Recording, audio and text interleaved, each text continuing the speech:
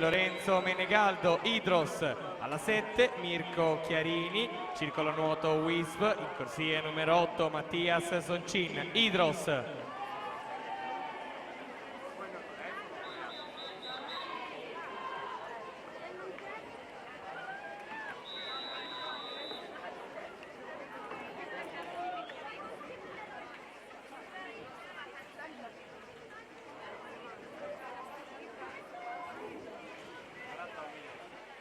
Attenzione, in questa serie appena conclusa c'è una squalifica, la corsia numero 8 Davide Salmistraro, amatore nuoto, è stato squalificato per falsa partenza. Confermati gli altri tempi, prima serie 200 metri farfalla in acqua.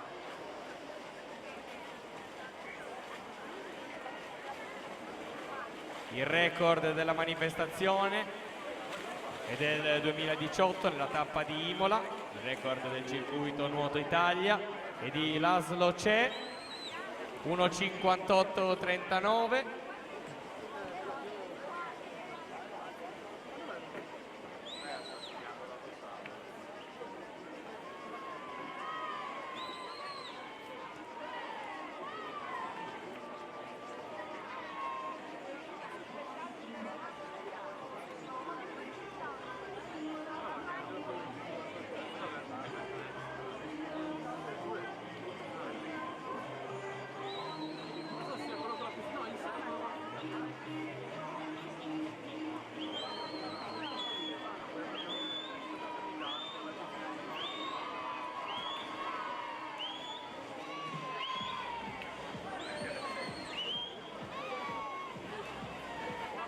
Siamo alla virata dei 150 metri di gara.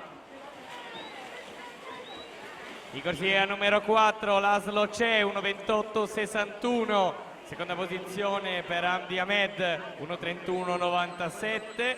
Vira al terzo posto Lorenzo Menegaldo, 1:32:06, ma siamo agli ultimi 25 metri di gara.